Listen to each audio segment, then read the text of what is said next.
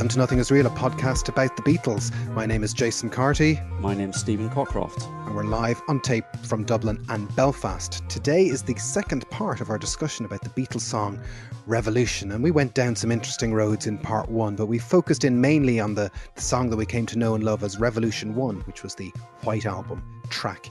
But as we all know, there are other versions of Revolution that we need to talk about today. And so in terms of timeline, when we left things at the end of the last episode, Stephen, we were giving a very detailed discussion about the Irish tourism in the west of Ireland in 1968. Yes. When at the end of June 1968, John took the original mixes of the Revolution 1 album track off to Ireland to be played to people. But we need to maybe go back a little bit because, as we said in part one, Revolution 1 and Revolution 9 were born from the same 10-minute recording session, this take 18 of Revolution that originally got put down on May the 30th, 1968. So there's a decision made at the start of June to split this take 18 into Revolution 1 and Revolution 9. And there's a couple of key dates then for when we try and get what we now know as Revolution 9 off the ground. And the start of it is really to do with the sound effects, really. It is. So if we go all the way back to June the 6th, this is really where work began, preparing the tapes, loops, sound effects that they were going to use on Revolution 9. This is also the day that they started work on Don't Pass Me By, but that took them up until midnight, and then they started building up these tape loops and sound effects. Mark Lewison describes these tapes as being some that John had brought himself, some that he had put together at home, others culled from Abbey Road collections. We've already talked about Yoko sort of wandering around with a tape player. So she's been playing tapes into the mix sort of live as they're recording. And John sort of acknowledges this is very much her influence, and he wants, he'd heard her do this. He wanted to do it. He's got to have one of his own. And so they're pulling tapes from lots of disparate sources. Yeah. There's the famous Abbey Road tape library where if you need a tweeting bird or whatever, it's there. And then there's tapes that they are recording themselves and making themselves. And then there's what we might know today as sort of found music, or even if you're being very poncy, sampling. It's a version of sampling. It's a version of, it's a version of sampling. And I suppose in one sense, this is something they'd done on Tomorrow Never Knows with music and backward loops. It's something they'd done on Mr. Kite, where they chopped up existing tapes of pipe organs and things and created a collage. But this is something different, where there's a very disparate source of tapes, and they're pulling all of these together, and then they're going to weave them into a track. And these aren't adorning a track. These aren't sort of an addition. This is the fundamental core of the track. Yeah. Well, that's exactly it. Yeah. Whereas, Tomorrow Never Knows. I mean, there are echoes of Tomorrow Never Knows where they're bringing in tape loops and going, what about this one? What about that one? But as you say, for those, it's, Tomorrow Never Knows is still a song underneath it all. The tape loops are the track. Exactly. It's music concrete. Now, I don't know if you know about this, Stephen, but Paul has been known to say, and I quote, "People tend to credit John with the backwards recordings, the loops and the weird sound effects, but the tape loops were my thing. And it was nice for it to leak into the Beatles stuff as it did." He doesn't like to talk about it. I'd never heard that before. That's... Yeah, but apparently he was the one who was listening to Stockhausen before anyone else, and all of that. He may be influenced Yoko. Perhaps Yoko heard some of these. It's intriguing. Yoko might have been, heard the Carnival of Light tape, and that might have set her off. It is. I mean, I suppose that I'm not going to make fun of Paul in the way that you are. It's appalling that you should diss Paul in that way. But I'm not dissing Paul. That's terrible. But I suppose the contrast here is Paul is doing these things. He's doing it at home. He's playing it to friends. He's not bringing it in. He's not suggesting that this should be a Beatle track or that this should feed through. It's back to that idea of Paul as the sort of pop side of things. John has Yes. been propelled by Yoko into this avant-garde, and suddenly he becomes the prime mover in that direction. And I mean, I can understand it must be slightly galling for Paul, who starts off in this direction and starts dabbling in these things. But he didn't take it forward. No, he didn't really. He's no, you're right. He was using it as a, I mean, what's important is that it was in his palate, so to Yeah, speak, or it was in his experience. And he is, in that kind of 65 to 68 period, he's the man about town, taking it all in, yeah. absolutely. But he's still, his way of outputting it is very, very different to Yes, John's. and I mean Paul is using it to decorate Mm, songs. John is, I suppose, it's indicative of that sort of addictive aspect of John's personality. He never does anything in a half measure. So he's completely throws himself into any drug that happens to be set in front of him. He's absolutely buys 100% into the Maharishi. In 1968, it's all about avant-garde music, concrete. He's not going to dabble in this. If he's going to do something, he's going to throw himself into it. That's not Paul's nature.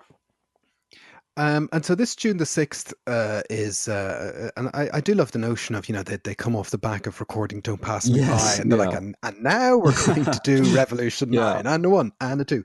But this is the night where they pull number 9. yeah. Number 9, it comes out on that night, and it's from a Royal Academy of Music tape, and we don't know who that person is, Yes, do we? yes. No one seemed to be able to identify who that was. You think of the royalties. I think it's kind of beautiful, isn't Hmm. it? I think it's one of the things about Revolution 9, and maybe we can talk about the how people felt about it later on, but it really is a very good version of that kind of thing, that music concrete, that number 9 is such a hook. It, Yes, even in a piece of music concrete, it has a hook. I think that's really the fascinating aspect to this. This is a composition, and Mm, John is bringing his, if you like, pop sensibility, or that notion of a verse, a middle eight. You've got to have a chorus, then the middle eight, then the chorus comes back in, and you've got to have a hook. So he's bringing that instinct, that commercial mm, instinct, to working in this. And Lewison, I think, has compared this to Carnival of Light, which is just supposedly chaos. yeah. Um, this is this has a structure, it has a purpose, and I suppose in Yes. that sense, one, it betrays its origins as the back end of a song with a formal structure, but also it gives an insight into the fact that its composer is someone used to working in that 3-4 minute verse, chorus, middle eight, chorus structure. Yeah. Yep. And there's a bunch of sound effects collected that day, not just number 9, which is part of a larger sentence. This is number 9 Yeah, megacycles, is apparently what he yeah. said. I could audition for that. There was other sound effects on the day that were varied, and I love the names of these sound effects. Vicar's poems, Queen's uh, Mess, come dancing combo, organ last will test, Neville Club, theatre outing. and applause TV jingle, which is, you can try and guess, you can see You where can see some of where them some of might those be might in. be. Yeah, it's like that Monty Python clip of little old ladies clapping, on a TV. And some of these sounds actually end up on something that's kind of forgotten about, is that John's book In His Own Right is being put on at the Old Vic Theatre in London. It gets premiered on June the 18th, 1968. Victor Spinetti has adapted it for the stage. Yes, And part of these sound effects are going into that as yes. well. John is actually working very closely with Spinetti around this time in putting it together. It was a short play, one of three Mm, that was put on across an evening, and it was very well received. The other two weren't, but John's play was actually quite well received, and you sort of wonder why that has never been revived in any way. But my favorite anecdote is, I think I may be blaming the Evening Standard in the wrong. It may be the Daily Mail. They reported that John turns up for premiere of play with Bottom's Girl. So Yes, Yoko is making her sort of public appearances now with John, and this is being remarked on. yes, it's all getting a bit weird and Yeah, tabloidy because yeah, that's what they're up to. So that's the 6th of June, and then the 10th of June is the next recording session. George and Ringo are not there, and John is doing more kind of sound effects, collaging, prepping for Revolution 9. yes, and there does seem to be this overlap between the play and the Revolution 9. You know that there's just this sort of squirreling away in the archives looking for tapes. George and Patty, Ringo and Maureen are flying off to Big Sur in California because George is appearing in a documentary about Ravi Shankar, and obviously Maureen there as well. There for the ride. And the next day there is a bit more work with John and Yoko putting together more sound effects for Yeah, Revolution 9 on June the 11th. But that day, June the 11th, a Tuesday, is when Paul puts down his first recording for the White Album, which is just him doing Blackbird, which we touched upon in part one as well. And there's a film crew there filming some of these sessions. And, man, I wish they'd filmed the White Album the way they'd filmed Get Back. yeah. Imagine if we had like a 2-hour documentary of the White Album being recorded. That'd be super. But Paul, it is interesting that, Paul's debut for the White Album isn't a big Penny Lane type number. It's a small acoustic ditty that he's recording by himself. And whether that's just expediency because George and Ringo aren't there, because John isn't just doing Revolution 9 on his own that day. He is involved in the recording of Blackbird. Yes, I mean, he seems to be in the control room giving helpful advice as to how this might be arranged. But it's the even though the 2018 re-release of the White Album tried to sell us as, oh, we're four lads having a great time again, you're also seeing in these initial weeks of the White Album sessions, they're not there really. No. Some of them are missing. George is missing on day one. George and Ringo are missing here, and the next person to go missing is Paul. Paul then disappears, Yes. and he goes off to New York, and George comes back in. Yeah.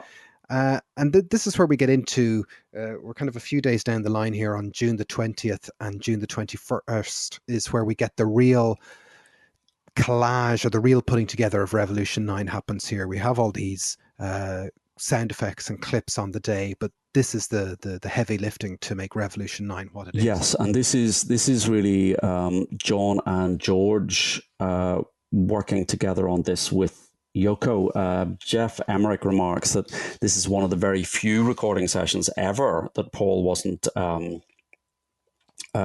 present for. He describes, and again, this is part of my problem with this book. He says it was just John and a rather unenthusiastic George Harrison working on the track. But George has said, it was great fun doing it. And it seems to me this is another example of Emmerich's slightly snide comments about George and to a lesser extent about Ringo. Richard Lush was the second engineer, and he doesn't say that. He doesn't record any sort of lack of enthusiasm. And it's also Lewison says that George is enthusiastic, that George and John are doing this together, that it's on June the 20th where the number 9 sample gets laid down into the track itself. You look at Mark Lewison's Sessions book, he's saying there's a load of other loops there, that there's a brief extract from A Day in the Life, the orchestral Day in the Life. There's a backwards mellotron. There's some chopped up symphonic piece, which I think somebody on the internet has put back together and identified. Okay. Which is nice. I'll find a link to that. He also says Beethoven's Choral Fantasy, The Streets of Cairo, Schumann's Symphonic Studies, the final chord of Sibelius's Symphony No. 7. It's good to know that people are out there doing this research for us. And a tape loop that was used in Tomorrow Never Knows. And George Martin saying, Jeff put the red light on, heavily echoed and played repeatedly. I have to say I can't hear that, but I haven't Takes many colours to make a rainbow. I haven't gone looking for it. But The song, the chant, then there's that American football chant, hold that line, block that kick, which for years, Yes. until I actually saw that written down, I had no idea what they were actually chanting. Yes. So I think it's 45 different sound sources. And as we said, this is methodical, intentional. There are happy Yes. accidents, no doubt about it. But it's not thrown together for the sake of being thrown together. No, it's not. It's not just a random collection of sounds and dialogue and vocals. It is done with purpose, as you say. There are happy accidents. You can hear the tape rewinding at one point, but they're actually down on the studio floor reading out those, like the Watusi, the twist, financial imbalance, those words that just so George and is down on the studio floor with John and Yoko, and they're reading these out, or they're just making them up as they go along. I did love that moment when George comes in, El Dorado. Eldorado. El Dorado. Some other ones that you can't hear on the tape. John says personality complex, onion soup, industrial output. I don't recall hearing those. We know where he says, "Take this, brother, may it serve you well." Um, it's yeah, but they're having a lot of fun with this, and they're running it through tape echo, and it's as we said, all appended onto the back end of that original recording from May the 30th. Yeah, and you can hear. I think it's on the YouTube mix of Take 20. You can hear John at the end saying, "We better listen to it, hadn't we? We better." Yeah, they're still enjoying it. Yeah, there's no sense that this is anything other than a fun session. Yeah, and Paul is not there, as we said, and you wonder, is that well? As I say, it's a fun session.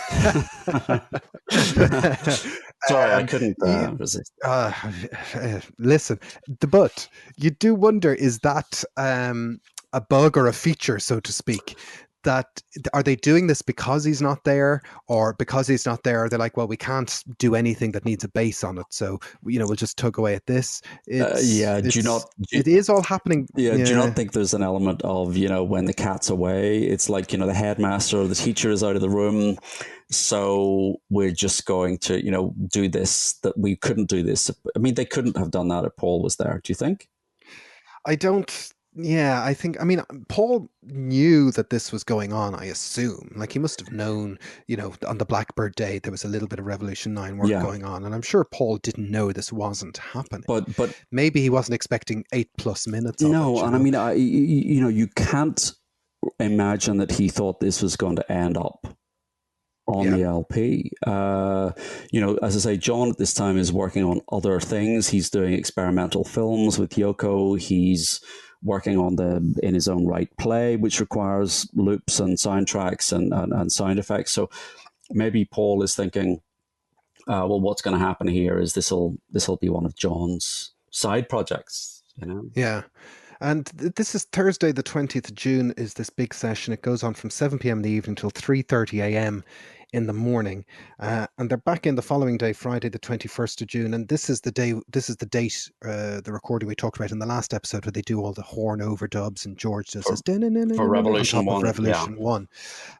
But there's also some mixing done to Revolution 9. It kind of gets its stereo mix where it goes, number 9 from side to side, all that kind of final studio mixing bit gets done there, really trying to, we've said that it's a sound collage that has a momentum and a story, and he's using the stereo field to actually drive the story. Stereo really becomes Revolution number 9. It's not one of those things you have to hear in mono. Yes. So I mean, Lewison describes this mixing session saying John had a marvelous time pushing things across the stereo spectrum.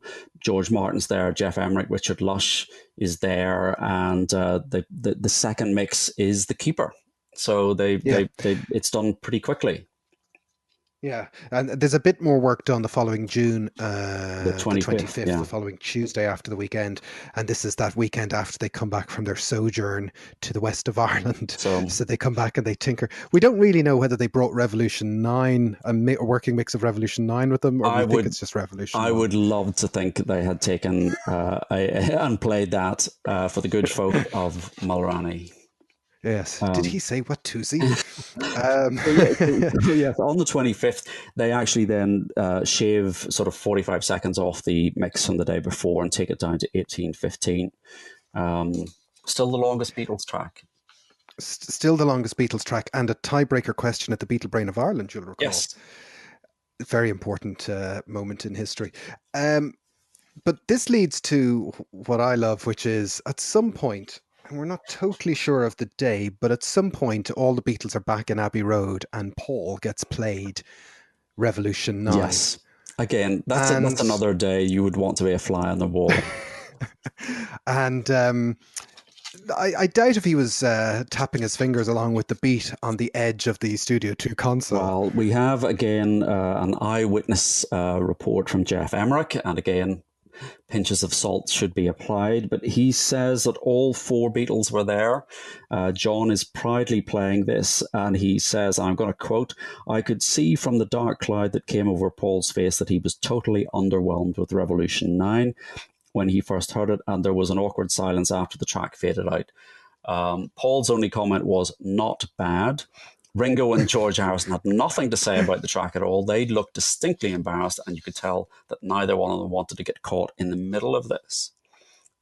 Hmm. So Uh, take that with a pinch of salt. I think not bad has echoes of Nice Motor, Yes, yes, at the Anthology Project. But yeah, Lennon, according to Jeff Emmerich, not bad. This should be the next single. You don't know what you're talking about. He gets all. I think it's great, and then Yoko apparently thinks it's great as yeah. well. This What are the should be our chances? single. I agree, John. Which probably Yeah, helps smooth things. yeah. Well, there is Richard Lush, the tape operator, also says, in Lewis and Sessions' book, he says, Paul was in America when John did Revolution 9. I can't recall exactly what happened later, but I know it didn't get a fantastic reaction from McCartney when he heard it. That's probably a bit more. Balanced. Yes, Yes, and still is a grain of truth. I think he that was a balanced engineer. hey, great mixes. So yeah, that certainly the nub of truth in this is that Paul wasn't chomping at the bit to big up Revolution 9 and probably felt it was, guys, we've been doing an album for a month And this and is what we've got. yes, this can't be the single. Um, You've got to think, if Revolution One had been the single and Revolution 9 had been the B side, the slow mm. version, was But the Beatles never really did a slow single, no and was John really pitching it as a kind of well, obviously a single was always on the cards. Like, what is the next single? mm, And there's no sense with the White Album that there was a pressure the way there was with Pepper to say, well, give us a single, hive off a no, single. And I think they were rummaging around trying to see themselves what would emerge as the next single. And Revolution 1 is the catchiest, most provocative original song that they have sure. so far. They're a month into the album and they haven't done much. And, this, as we've said, the album sessions began on the 30th of May. It's only on the 3rd of July that Paul brings in a song for all the Beatles to play on and records his first song for the album, which is Obladi Oblada. And you would wonder at that point, is he saying this is a Yeah, single? This is one for the mums and this is a dads. hit. This is a hit, and it turns It out was to a be a hit. hit, Yeah, and it turns it was a hit for Marmalade, and he still plays it live in gigs now. So, he and they spend a long time teasing out Obladi Oblada in many different yeah versions at the start of July. And you wonder if the threat of an Obladi Oblada single is what gives us Revolution, i.e., the the B side B-side of it. hard Yeah, rock and rev version of Revolution. Because once they spend about a week and a half sort of trying to figure out what's going on with Obladi Oblada, John decides, actually, I'm going to do yeah. Revolution. This is going to be the single. Yeah, and I think he's trying to say that this is, yeah, that in the battle for the single, that's my theory anyway, is that this is why we get this extra version of Revolution. And because Obladi Oblada gets a remake, Revolution gets a remake. Maybe Yeah. it's political, maybe it's petty, I don't know what it is. And they start this on the 9th of July, but these sessions are mainly wiped. Yeah, this seems to be July the 9th seems to have been a rehearsal, Mm. and sort of sketching it out in this new arrangement. He's it seems to be, from what Lewison describes, pretty complete in the sense that, there's vocal tracks, there's double tracked a couple of words, it's pretty spontaneous.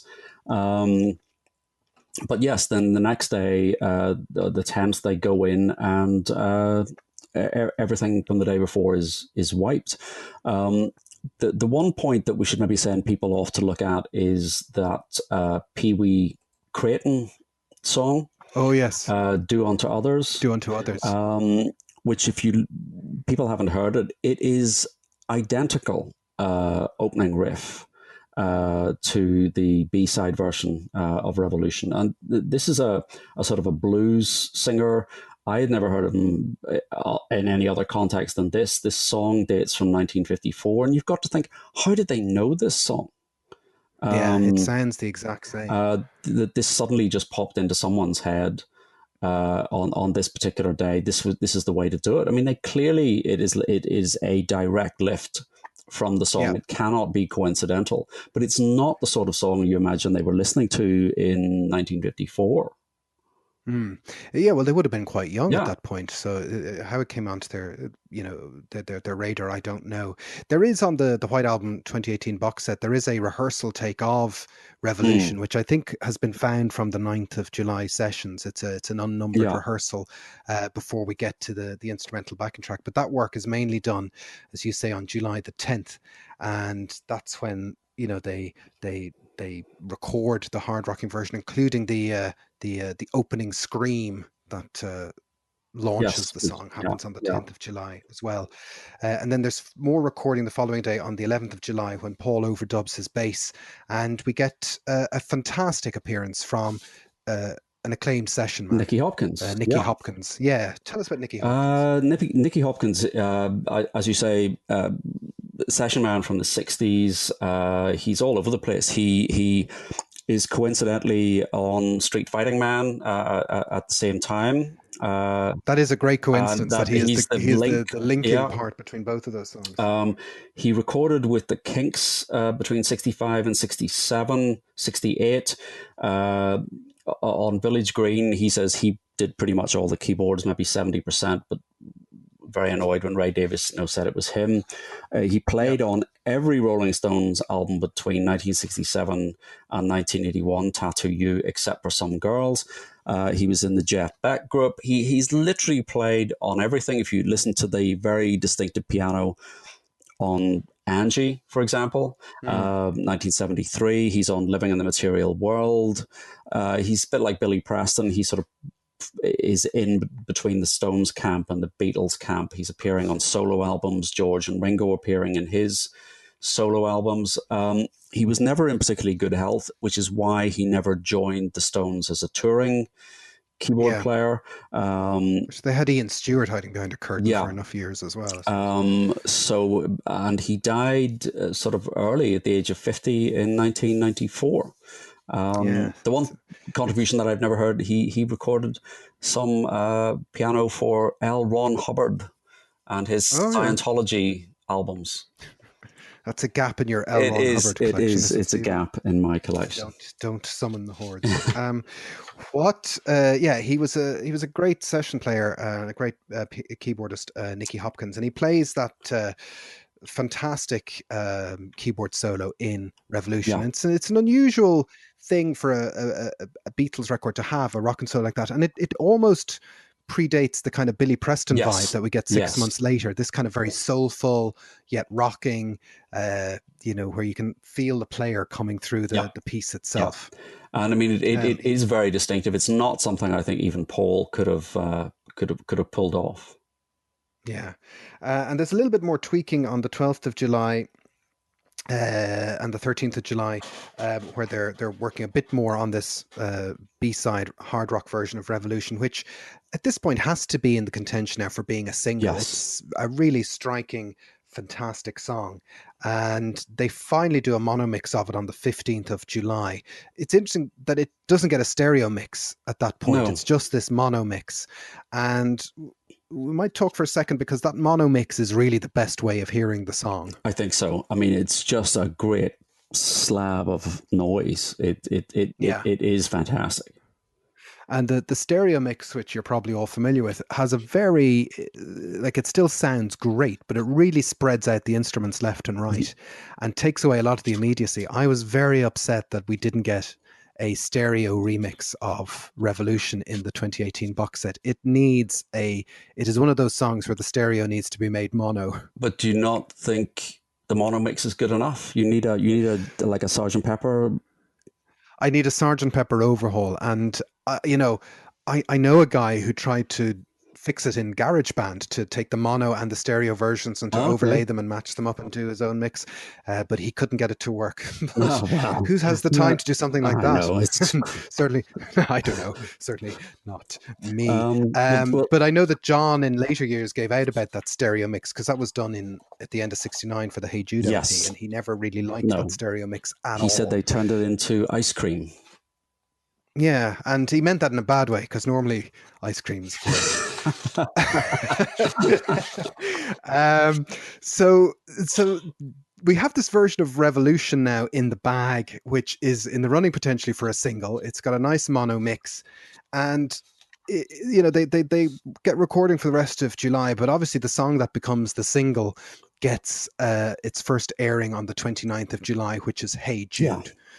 And what's to just talk about Hey Jude for 60 seconds, because this isn't the Hey Jude episode, but it is great that John realized straight away that Hey Jude was the single, that Hey Jude was the song, that Hey Jude was head and shoulders above everything else that they had. They had about 8 songs in the can at this point, that is the Yeah. one.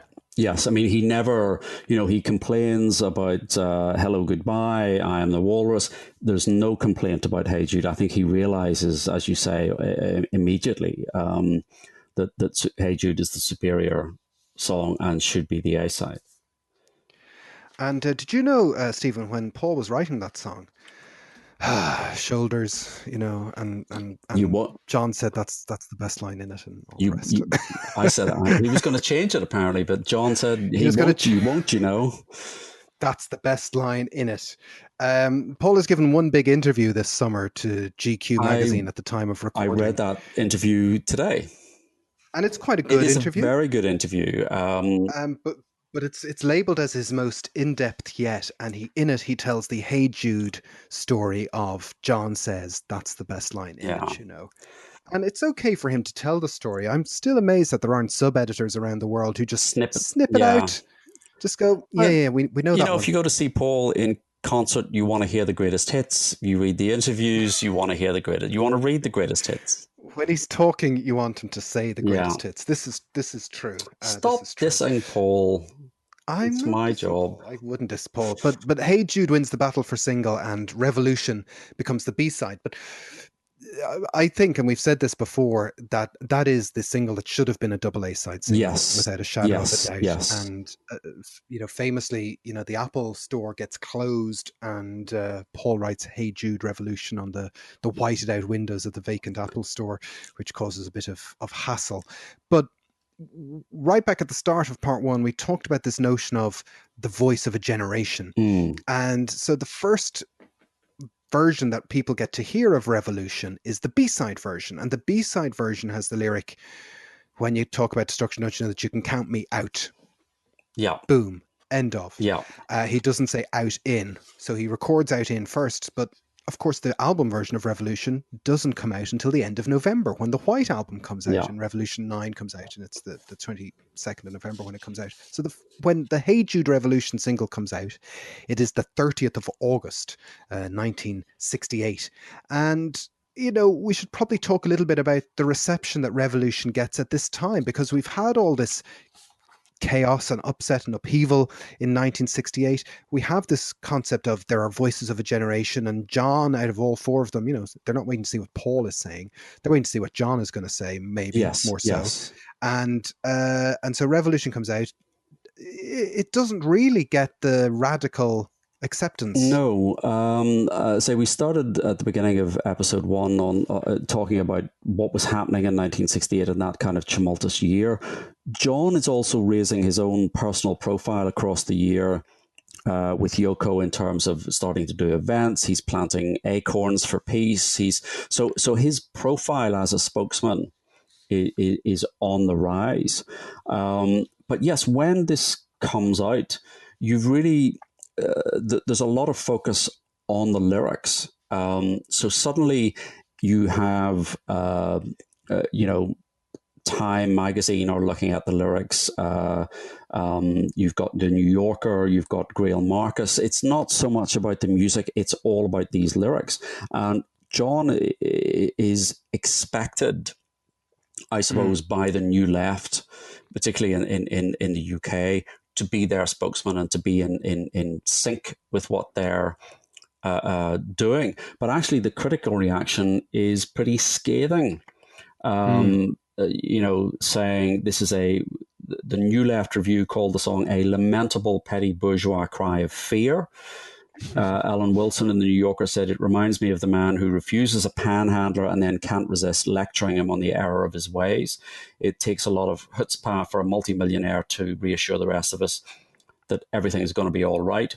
The Change Your headline is just an up-to-date version of Let Them Eat Cake. So it's Wait until that woman hears "Imagine No I Possessions." know, I know. She's going to explode.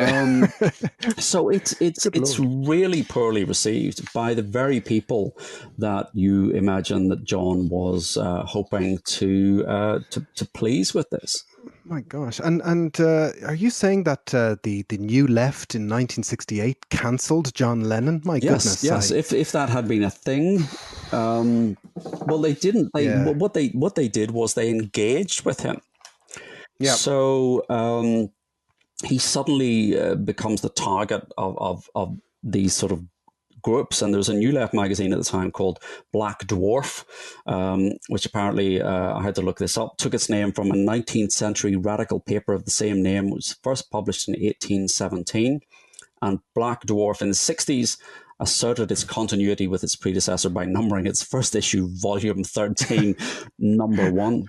But they Good Lord. published a long article, an open letter. A guy called John Hoyland wrote in Black Dwarf. Now, he, on the 50th anniversary of 1968 and the sort of May Risings, there was a South Bank program about that. There was The Guardian, naturally, published a piece on the 50th anniversary of the Grosvenor Square March, and Hoyland revisited this sort of experience where he says now, very pompously, he wrote saying, in the same issue as featured the handwritten lyrics for Street Fighting Man that Jagger had written for them, he writes saying, we're confronted with a repressive, vicious, authoritarian system. Can you see what's wrong with your song Revolution? This record is no more revolutionary than Mrs. Dale's Diary, which is a very sort of anodyne Radio 4 serial on the BBC. Yeah. He said, look at the society we live in and ask yourself why, and then come and join us. And he recalls that to his amazement, John writes back Yeah. saying, your letter didn't sound patronizing. It was, who do you think you are? Who do you think you know? I know what I'm up against, narrow minds, rich, poor. I don't remember saying that revolution was revolutionary. You're obviously on a destruction kick, and I'll tell you what's wrong with the world. People, do you want to destroy them? So suddenly he's engaged in this war of words with the New Left, and he finds himself at odds. It's interesting. Yeah. It's interesting to read all of this stuff and think about all this stuff, considering what's going on in the world as of late. That the New Left were unhappy, the far left were unhappy with him because they thought it was a betrayal and they thought it didn't go far enough.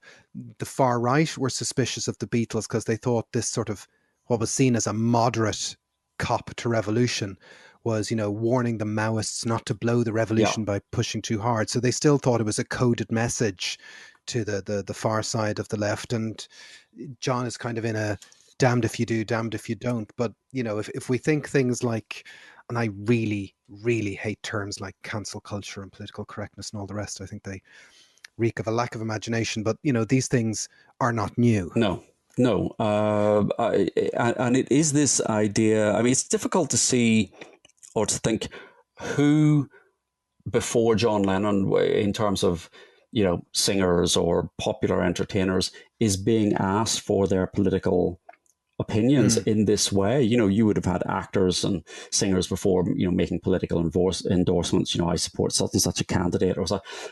But actually, this level of engagement is something new. And what Hoyland says at the time, when he was writing a few years ago in The Guardian about this, he said there was this tension still between 1967, All You Need Is Love, and the rioting on the streets. And there were people, he recognizes, there were people who had a foot in both camps, but there was that tension. And what actually happens with Lennon is then that he actually runs towards the new left. So over the next couple of years, he starts to embrace that. And, he's marching in the streets. He's coming up the Power to the People single, which actually quotes the lyric from Revolution. Yes. So he runs towards that. But then by the end of his life, he's kind of shifted back again. Well, you talk about, who was going to speak, or who was expected to speak. And I think people were looking at these voices of a generation. And if Dylan had stepped up to be explicit about these things the way Lennon was, people would have listened to him. The point was nobody was saying it. And I think John realized he was pushing an open door, so to speak, that, and the more he could speak about it, the more people would want to listen to him. And in the aftermath of Revolution and this kind of interaction that he's having with different political groups, you can see that he's inoculating himself for the bed-ins for peace, for, what he talks about, when he sort of evolves into being this advertising campaign for peace, or this advertising campaign for advocacy in general. It starts here with this song. Yes. And he seems to get a taste. That there's a lot of new that's happening in John's life in '68, and Yoko is part of that, but also engaging in some of these issues and realizing that people will listen to what he has to say about them. He's willing to chase it and to engage. As you say, he does change his mind one way and the other, and he's got to use the phrase, he's got strong opinions loosely held. Yes, I think this is it. Back to this point where we were saying he has that addictive personality. He's either all in or all out. So he does the bed-ins. It is all about peace. He's carrying that forward, and then suddenly he is. He moves to New York. You've got Part of the People. You've got that sort of very strident anti-Nixon thing that he does in the early 70s, the whole of the Sometime in New York City album. But then he's back by 1980. He's saying, don't expect me to be on the barricades unless it's with flowers. So he's tapping back sort of full circle again into that. But you're right. It's provoking a dialogue is the key. The key, and but you can sense the shock that he felt. That the people that he felt, I suppose, were his audience and his natural fan base. You dug up an interesting interview that he gave at the end of '68 with a student at Keele University called Maurice Hindle. Yes, this is a really interesting thing. This guy, Maurice Hindle, as I understand it, was a student at Keele University. He was working on the paper, and they were all sent away and told, think of ideas for an interview. What would be? And he just got in touch with John Lennon. And this was in December '68, and John invited him down to his home, and he spent 6 hours doing an interview, and a little tiny snippet ended up in the student magazine. There's bits and pieces of it have been published. I think it was the New Statesman. tantalizingly, Morris Hindle has been saying for about 10 years that he's working on a book. It even has a title, Singing His Heart and Speaking His Mind, The Song World of John Lennon. That was in 2010, but we're still waiting. But the bits that I have read are actually very revealing. So he's talking about, we had to become the mop tops to get where we are, but there's lots of changes. I'm doing the same thing I was doing at school or art school. You've got to don't drop out, stay in and subvert the system from the inside. And that seems to be the message. But I really want to hear this whole interview. I want to see this book. Now, what I would say is there is a podcast on SoundCloud called Morris Hindle Remembers, which is really him talking about the experience. And it's a very interesting listen. If you must listen to if you do have to listen to other podcasts.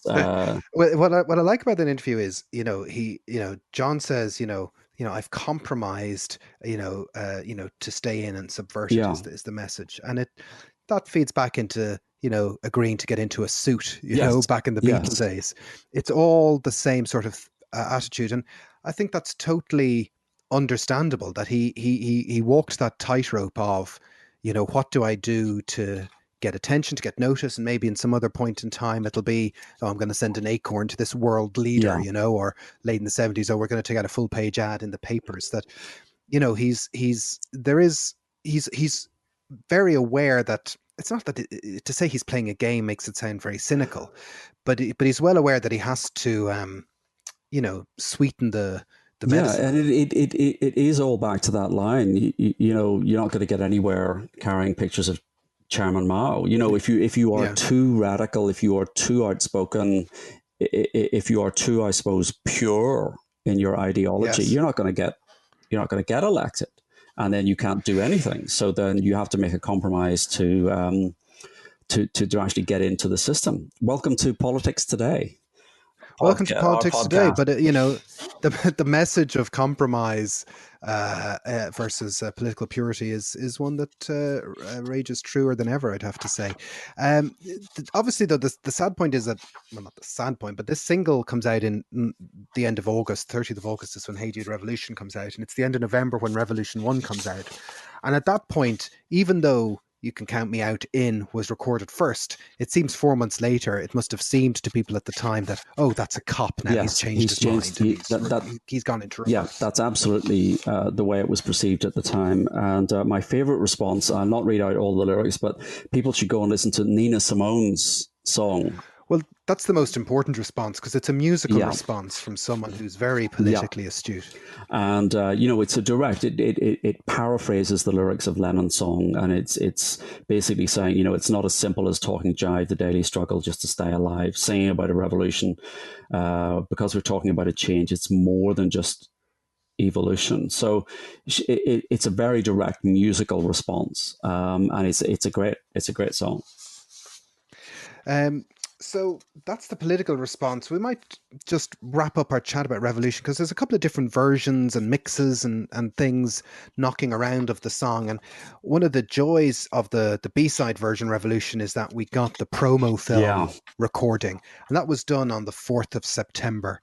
And again, there's so little footage of 1968 Beatles. Those promos recorded ostensibly for David Frost for Revolution and Hey Jude, they're great snapshots of how they were at that time. It's hard to believe 4 months later they look so jaded in Let It Be, whereas they still look very vital and they still have they look the four-headed beast about them. They look great. And they're just the fact that they, George turns up wearing a sweater, Paul's wearing his kind of lovely velvet jacket. I mean, they just were the four coolest people on the planet at that particular time, and it's mad to think of, when you see them singing the David Frost theme tune and being introduced by David Frost, it's so jarring to see them as guests on a talk show at that point. Like, that's the only thing they really did at that stage, post 65 or so. Definitely is.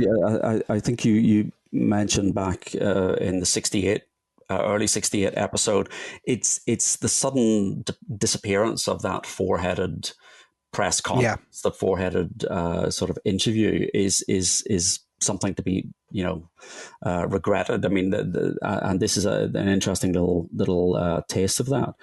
So yeah, they record this film.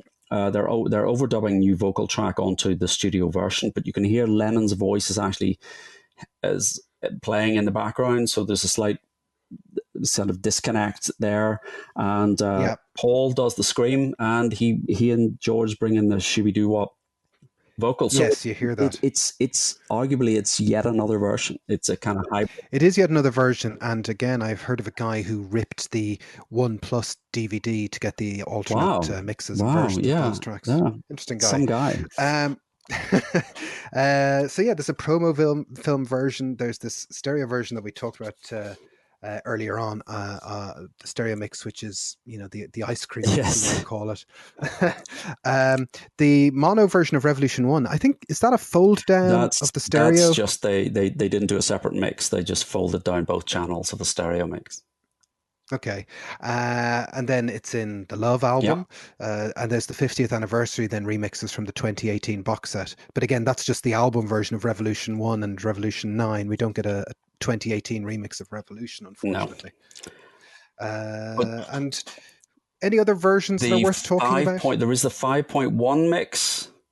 Okay. Uh, Oh, yeah, that's That's on the on the box box set. set. I don't know if you ever, but I know a guy that sat in a darkened room listening to. That's extremely unsettling, but it is the way that song is meant to be heard. Giles Martin just really. I keep saying repeatedly, I'm not a big fan of 5.1 Makes It, but this song just takes it to another level. They are clearly just having fun spinning the sound around the room. So let me ask you a personal-ish question, which is, when you first heard, I want to focus particularly on Revolution Yeah. 9. What was your take on Revolution 9, or when did you meet the White Album? I think I would have been 15 or 16 at school, because I remember you could record the whole of the White Album onto a C90 cassette tape if you left Revolution 9 off. So and that's probably the way I would have been listening to it, having recorded it onto cassette. I think I can say hand on heart, I have never not played it. I've never skipped it when I was playing the vinyl, and I've never skipped Yeah. it. Even if I'm in the car and I'm listening to the White Album and it comes on, I will let it play. So I honestly don't remember being shocked by it. Yeah. What about you? I was a Callow the youth. White Album. A What? callow youth. I was a Cali youth. The White Album was something I think I mentioned before. I bought it on Mm, CD at the end of 1988 with like a record token or something for a long car journey, and I knew it was the album that had all the yeah. weird, freaky stuff attached to it. And what I kind of remembered in retrospect, that I think I bought the White Album because I just bought Rattle and Hum from U2, and that had Helter Skelter on it, the Okay. The definitive definitive version. version. And so I bought the White Album, and I already owned Pepper and a compilation in that. But the White Album, I was like, well, there's so many songs here that I really don't Mm, know. Like, this doesn't have She Loves You, Yeah, Yeah, yeah. Yeah on it. What the hell are all these songs? But I knew that Revolution 9 was this kind of fruity Yeah. thing. And I was unsettled by it. I didn't like it. And because I was a child of the CD, it did get Yeah. You skipped. could. I went through a phase where I just couldn't listen to it. I didn't want to listen to it. It was kind of Mm, ugly. And then about 10 years ago or less, I had to drive in the middle of the night from Dublin to Kerry, which is, depending on how fast you go, it should be about a 3.5 hour drive. And I think I did it in a lesser time than that. But it was about 2 in the morning. It was I was driving on my own. It was a very bright night because there was a full moon and a clear sky. And Revolution 9 came on the stereo, and there was nobody on the road. And that was the best way to ever hear Revolution 9. I thought, this is just fantastic. And again, with the mixes from the 2018 box, yeah, I don't, I skipped it for years and years and years, and I don't skip it now. I think it's fantastic, and I think it's a fantastic version of the thing it's trying to achieve, which is a form of music concrete. It is a story, and it's just part of the Beatles arc. It's just one of the bricks in their wall, and it's as important as the rest. Absolutely. And no, I mean, I absolutely agree with that. And it is arguably the most subversive thing they ever did. And I think it's in David Quantick's book on the White Album, which if people don't have that book, they should buy that book. Yeah, it's called Revolution, that He book. talks about the fact that this sort of, a million houses over the world suddenly disappears, is dropped right into the middle, sort of, the middle of family life, of middle class, Yeah. America, middle class, England. And it's completely subversive, and no other group could do that. And as you say, it's Yeah, an integral part of the album, and it's an integral part of the Beatles' story. and again, it feeds back into that thing that John was saying, that there are certain compromises you make in order to deliver the thing you're trying to deliver. So they will deliver the other songs in order To to get get you you to a this, point where Revolution 9 is there. Yeah, it's fantastic. I think what we'll end off on saying, though, is that if you are going to listen to the track Revolution, there's one version that stands above all other There is, versions. and this is something I mentioned to you just before we started recording, which is the worst cover version ever of Revolution, and completely independently, with no collaboration, we had arrived at the answer, which is 1, 2, 3, the Thompson Thompson Twins twins at Live Aid. at Live Aid with Yeah, Madonna. it's Jeez, just and awful. I mean, and I think they changed the lyrics to "We all want to feed the world" and Okay. all that kind of stuff. And it's it sounds like a great idea. They're having a revolutionary concert, and the bad boys of tepid mid-80s pop, the Thompson twins, are there to deliver a message. And you think, yeah, revolution. This is a musical revolution. Let's deliver revolution. But it's very frustrating, and it's just It's just terrible. awful. If And anyone out there knows of a worse version, please don't get in touch. keep it to Yeah. yourself. That's fine. But the to paraphrase 2020 Bob Dylan, the Beatles contain multitudes.